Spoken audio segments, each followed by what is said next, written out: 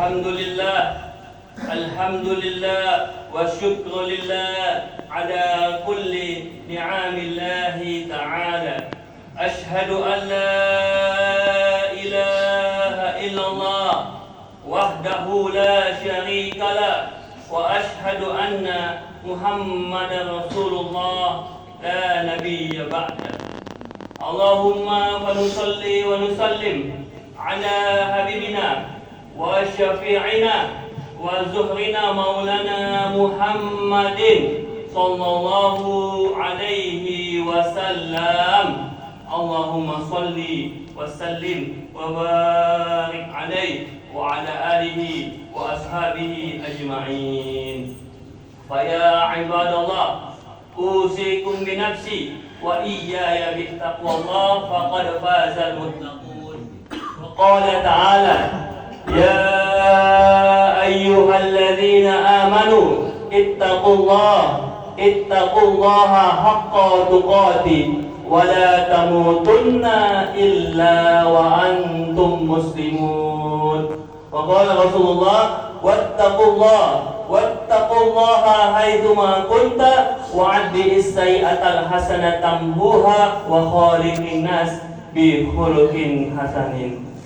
Wa'lamu anna yawmakum hadha yawmun 'azim wa 'idun karim wa halallahu lakum at-ta'am wa harama 'alaykum fihi as-siyam wa yawmun hadha yawmu tasbih wa tahmid wa yawmu ta'zim wastaghfirullah innallaha ghafurur rahim. Allahu akbar, Allahu akbar, Allahu akbar. Jamaah salatul Idul Fitri yang dimuliakan Allah Subhanahu wa taala.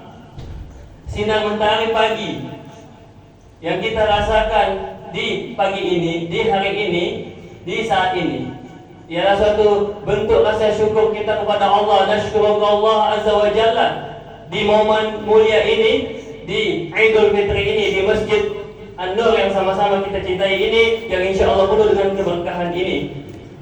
Maka mudah-mudahanlah kita bisa merasakan nikmat Allah, lalu kemudian kita baktikan diri kita untuk beribadah, untuk menjadi hamba-hambanya yang la'allakum tattaqun. Mudah-mudahan nikmat-nikmat yang Allah berikan itu bisa menjadikan kita hamba yang ahsanu amalan. Mulai dari kita lahir, bisa kita untuk belajar mengenal Allah, kita memahami ma'rifatullah hingga hari ini, hingga saat ini. Kemudian kita lengkapi lagi dengan sholawat dan salam kita. Salatan wa salam semoga selalu dan selamanya tercurahkan kepada baginda Rasulullah sallallahu alaihi wasallam. Allahumma shalli wa sallim wa barik ya rabbi shalli alaihi wa sallimu taslima. Jamaah salatul Idul Fitri hafizahumullah. Khatib ingin berpesan untuk kita senantiasa sama-sama kita watawasau bil haq watawasau bis sabr, dan juga kita meningkatkan keimanan kita, mengokohkan ketakwaan kita. Iman yang Allah inginkan laksana seperti pohon yang kuat, yang akarnya menancap ke dalam tanah, lalu kemudian batangnya menjulang ke atas langit. Asluha sabitun wa faquha fis sama, yaitu keimanan yang mengantarkan kepada ketakwaan kita. Ketakwaan ialah suatu kemuliaan. Wa qala ta'ala inna akramakum indallahi atqakum. Tidak ada yang mulia di sisi Allah kecuali karena ketakwaannya, bukan hartanya, bukan jabatannya yang Allah pandang, bukan rupanya, tetapi ialah sejauh mana kualitas ketakwaannya kepada Allah Subhanahu wa taala. Maka jemaah salatul Idul Fitri yang dimuliakan Allah Subhanahu wa taala, mudah-mudahan ketakwaan itu bisa kita dapatkan dan bisa kita jaga hingga akhir hayat kita. Gema takbir selalu berkumandang setiap kita Idul Fitri. Semua umat Islam seluruhnya mengumandangkan takbir, bertakbir, gemuruh takbir di mana saja. Takbir Allahu Akbar, Allahu Akbar, Allahu Akbar. La ilaha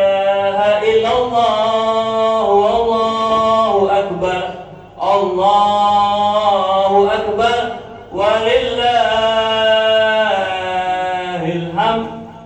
Khalaqa wa'da wa nasara 'abda wa 'azza junda wa hazama al-ahzaba wahda. La ilaha illallah wallahu akbar. Allahu akbar wa lillahil hamd. Khalaqa wa'da wa nasara 'abda. Sungguh maha benar Allah dengan segala firman-firman-Nya, dan sungguh Allah tidak mungkin akan menyalahi, mengingkari janjinya. Innallaha la yuhliful mi'ad. Janjinya, kemenangannya bagi siapa-siapa yang bisa umat Islam untuk beriman, bertakwa kepada Allah, dan juga untuk menjalankan ibadah-ibadahnya, mengamalkan segala perintahnya. Itulah janji kemenangan kita umat Islam, baik kemenangan saat ini dan juga kemenangan nanti ketika di akhirat. Maka jemaah salatul Idul Fitri yang dimuliakan Allah Subhanahu wa taala, sedihlah kita, memang pada hakikatnya sedih ketika kita ditinggal oleh Ramadan. Kita meninggalkan tamu yang agung ini, tamu yang mulia. Namun pertanyaannya adalah hari ini di 1 Syawal ini, apakah kita dapat kembali bertemu dengan Ramadan, berjumpa kembali dengannya? Ramadan yang telah meninggalkan kita, dan tentunya nanti suatu saat kita pun akan meninggalkannya. Ketika ajal kita menjelang, ketika waktunya tiba, kita akan meninggalkan Ramadan dan tentunya juga dunia dan seisinya. Maka ketika ajal itu datang, kita mohon kepada Allah nantinya di sakaratul maut kita dapat mentalkinkan, kita dapat mengucapkan kalimat la ilaha illallah, atau minimal kalimat Allah di dalam akhir hayat kita. Insyaallah mudah-mudahan kita bisa berada dalam keadaan yang husnul khatimah. Allahumma khtimna ya Allah akhir hayatana bi husnil khatimah wa la taqtim alaina bisu'il khatimah. Namun bersamaan dengan itu juga, yang mana ketika menjelang akhir hayat kita tadi, ada anak-anak kita, menantu kita ikut juga berkumpul di situ membacakan tahlil, zikir, yasin, doa-doa, membimbing kita yang hendak sakaratul maut itu supaya dapat berzikir Allah, atau kalau bisa la ilaha illallah. Ada momen itu juga pernah terjadi mungkin dulu kepada kita semua. Allahu akbar, Allahu akbar, Allahu akbar. La ilaha illallah, wallahu akbar. Allahu akbar walillahil hamd. Sebagaimana dulu mungkin pernah kita saat itu, waktu itu, pada hari itu, tak kala ketika kita menemani ibunda kita berada di sampingnya, di sebelahnya, di pembaringannya, di sisinya. Ketika ibunda atau ayahanda detik-detik menjelang akhir daripada hidupnya, kita talkinkan, kita sholatkan ibunda kita untuk yang terakhir kalinya. Maka disitulah sekelabat kita, teringat kita, dan terbayang wajah-wajah bunda kita, ibunda tersayang, ibunda tercinta, umi kita, yang tak ada lagi, tak nampak lagi ada senyuman-senyuman indahnya, seringai gemilang wajah ibu terkasih. Jadilah sinar mentari pagi yang seharusnya indah terasa hampa dengan kepergiannya. Wahai ibunda kita, mudah-mudahanlah Allah Subhanahu wa taala mengampunkan dosa-dosanya, karena sungguh besarlah, sungguh begitu banyaklah peran jasa-jasanya, perhatiannya kepada kita anaknya. Ibunda kita yang selalu siaga mengawasi kita. Ketika kita sakit, semua dicurahkannya. Kaki jadi kepala, kepala jadi kaki demi kesembuhan anaknya. Bahkan tak rela ketika kita digigit satu nyamuk pun. Ketika kita sedih, merengek kepada ibunya, seorang anak yang mengadu tentang keinginannya atau kebutuhannya atau keluh kesahnya, maka bagaimanapun ibunda selalu mendengarkan kita, selalu mengasihi kita dan bersegera untuk menghampiri kita, menghibur kita dan memujuk kita supaya kembali lagi ceria dan dalam keadaan yang senang. Hanya doa yang bisa kita hanturkan, panjatkan kepada ibunda kita, ya Allah, Allahumma ighfir lana dzunubana wa dzunuba walidaina warhamhuma kama rabbayana shaghira. Dan semoga dan senantiasa Allah menjauhkan segala siksa-siksanya, azabnya, azabul qabr, azabun nar kepada orang tua kita, ibunda kita, wa adkhilha, dan masukkanlah ya Allah orang tua kami ke dalam surgamu ya Allah. Dan nanti insya Allah bersama-sama kita kembali lagi bertemu di surganya Allah Subhanahu wa ta'ala. Insya Allah, mudah-mudahan kita harap juga, kita bantu juga doa itu, dan kita minta kepada Allah segala amal-amal soleh yang ibunda lakukan, yang ayahanda kita kerjakan, diterima Allah. Mungkin sholatnya terganggu karena kita kadang tidak khusyuk, kadang jadi tergesa-gesa sholatnya, zikirnya, baca Qur'annya jadi terabaikan akibat anak-anaknya. Mudah-mudahan kelalaian itu bisa Allah ampuni, dan mudah-mudahan Allah juga bisa meninggikan derajat orang tua kita. Orang tua kita yang selalu menyelamatkan kita, yang memuliakan kita. Mudah-mudahan Allah ridhoi orang tua kita, karena sesungguhnya ridho Allah terletak kepada ridho orang tua. Wa ridullah fi ridullah, ridullah fi ridho walidain, wa suhtullah fi suhtil walidain. Allahu Akbar, Allahu Akbar, Allahu Akbar. Demikian juga dengan ayahanda kita. Ayahanda kita yang dengan tegar, dengan kuatnya untuk mendidik, menggembleng anak-anaknya, jasa yang tak terbalas pengorbanannya untuk mencukupi kebutuhan kita. Kalau ibunda menjaga kita di rumah, maka ayahanda ingin mendidik anaknya menjadi pribadi yang mandiri, yang tegas, untuk dapat menjadi satu saat seorang imam, pemimpin, baik di lingkungannya maupun di negaranya. Mudah-mudahan kita bisa dapat meneladani, kita bisa dapat mengambil satu iktibar, satu kebaikan-kebaikan yang orang tua kita, ayahanda kita kerjakan, dan mudah-mudahan kita dapat meneruskannya. Atau ada wasiat-wasiat yang bisa kita kerjakan, atau mungkin kalau kita punya kelebihan rezeki, kita berwakaf supaya mengalir menjadi pahala amal jariah untuk ayahanda maupun untuk ibunda. Itulah salah satu perintah atau arahan atau seakan kewajiban yang diajarkan oleh Nabi Muhammad kepada kita. Ketika kita telah ditinggalkan orang tua kita, wajiblah kita mendoakan, wajiblah kita mengingat kembali jasa-jasanya, mengambil kebaikan-kebaikannya, sehingga kebaikan itu bisa tersemai hingga akhir zaman. Lalu kita bacakan Yasin untuk orang tua kita, terutama di malam Jumat. Kita jenguk dia, kita ziarahi orang tua kita. Apalagi ada banyak pendapat mengatakan menjelang 2-3 hari ini orang tua kita mengunjungi kita sampai tadi ketika sholat kembali lagi ke alam kubur. Kita sedekah atas nama beliau. Sedekah itu pasti sampai kepada kita, dan mudah-mudahan sampai juga kepada ibunda atau ayahanda kita. Itulah dinamakan sedekah jariah atau amal jariah yang mudah-mudahan jadi penolong kita. Itulah yang selalu diingatkan Allah Subhanahu wa taala, fa asaddaku, seandainya kita tahu betapa pentingnya sedekah, akhirnya kita menyesal ketika kita sudah meninggal, barulah kita terasa. Akhirnya kita minta kembalikan kepada Allah, ya Allah kembalikan hamba ya Allah ke dunia ini hanya untuk bersedekah. Kalau tidak bisa kita sedekah 1 minggu sekali, mungkin 1 bulan 2 kali, atau paling tidak minimal adalah setahun sekali kita bersedekah atas nama orang tua kita. Apa kata Nabi? Idza mata ibnu Adam inqata'a amalu illa min salasin. Kalau anak cucu Adam, kalau seorang manusia itu wafat, meninggal, maka yang tinggal pahala yang bisa dia dapatkan, transfer pahala, hanya 3. Inqata'a amalu illa min salasin. Shadaqatan jariyatin, sedekah jariah, atau ilmu yang tafa'u bihi, ilmu yang manfaat yang diajarkan untuk anak-anak muridnya, atau anaknya sendiri atau cucunya. Wa waladun sholihun yad'ulah, anak soleh, anak soleha yang mendoakannya selalu.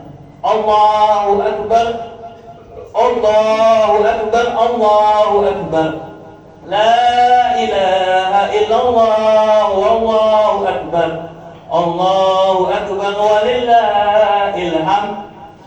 Bacaan-bacaan Quran kita pun bisa menjadi pahala untuk almarhum ataupun almarhumah. Bacaan doa kita, Quran kita, Yasin kita tadi itu kita sampaikan kepada yang kita tuju, dan kita tambah dengan doa. Pendapat ulama-ulama kita, tuan guru kita, memang ketika dikatakan bacaan pahala doa itu pasti sampai, tapi pahala Quran sepertinya tidak pasti sampai, tapi dengan kita mendorong, dengan menambahi doa, kita angkat dengan doa, maka insya Allah itu akan disampaikan atau terangkat pahala-pahalanya untuk kita yang membacanya, dan juga untuk liruhina atau li almarhum dan almarhumah. Itulah ada doa selalu kita baca setelah kita yasinan, Allahumma sil atau ausil sawabana minal qiraatina min surati yasin, surati falaq, al-ikhlas, tahtim wa tahlil. Ya Allah, apabila ada pahalanya untuk kami dan juga untuk liruhina, kita sebutkanlah namanya, maka mudah-mudahan sampaikanlah pahala yasin kami Allah untuk almarhum atau almarhumah, ayahanda kami, ibunda kami, atau kami, uak kami, unde kami, nenek kami, dan sebagainya. Itulah kesedihan yang kita rasakan akibat ditinggal orang tua kita. Mudah-mudahan kesedihan itu membuat kita makin mendekat kepada Allah, agar nantinya baik kita maupun keluarga kita diberkahi Allah, diridhoi Allah Subhanahu wa ta'ala.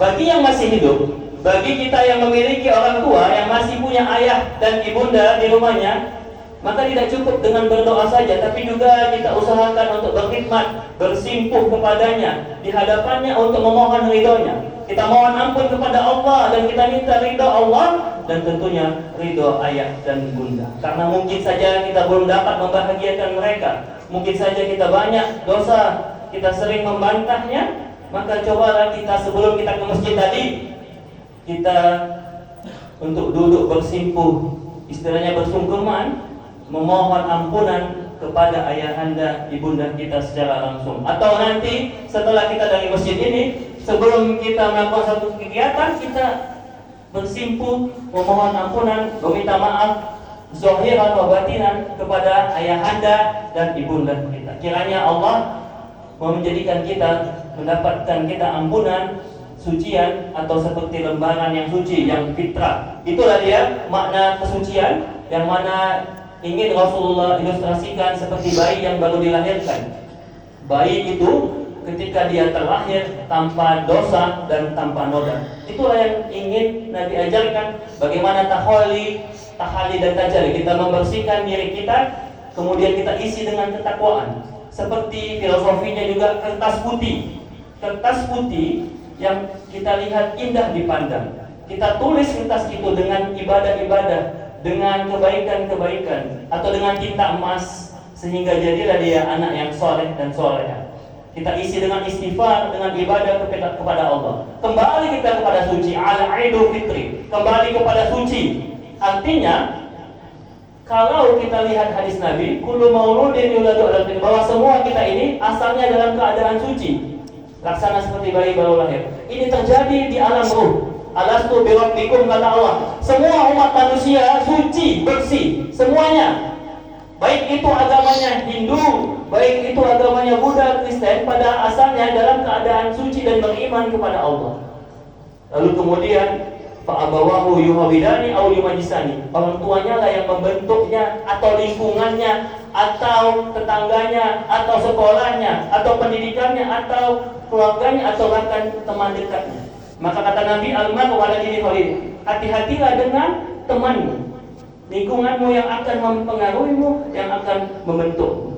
Maka pesannya adalah untuk khatib, berpesan untuk anak khatib, dan khususnya untuk anak-anak ustaz, bertemanlah dengan siapa saja. Berteman dengan siapa saja, sebagaimana Nabi berteman dengan Yahudi, berteman dengan semua manusia. Tetapi ketika kita bersahabat, ketika kita memilih teman dekat kita, maka kita harus perhatikan apakah dia layak untuk menjadi teman, atau malah mengkontaminasi kita, istilahnya toksik, membuat kita jadi jauh dari Allah Subhanahu wa ta'ala. Itulah dia pesan-pesan Ramadan kita, untuk kita dapat terus meningkatkan ibadah kita, amal kita. Liyabluwakum ayyukum ahsanu amala. Intinya adalah kita tingkatkan ibadah kita bersihkan diri kita, terus kita berdoa untuk kita dan untuk keluarga kita bersedekah, kita beristighfar, baik untuk diri kita maupun keluarga kita. Hadis Ibnu Majah mengatakan, ahlul kubur, orang-orang yang meninggal itu akan diangkat derajatnya, tentunya dengan biistighfari waladiha, dengan istighfar anak-anaknya. Tentunya istighfar yang sungguh-sungguh, maka insya Allah akan selamatlah ayah dan bunda kita di dalam kuburnya, di alam barzakh. ada wasiat-wasiat kita laksanakan. Nazarnya, atau mungkin kalau bisa kita berwakaf ke sekolah atau ke masjid untuk mereka semuanya agar mendapatkan amal jariah. Dan juga yang terakhir adalah bagaimana Nabi mengajarkan untuk silaturahmi. Kita jalin silaturahmi kepada saudara kita dan juga teman-teman, khususnya teman dekat orang tua kita, kalau orang tua kita, ayah bunda kita.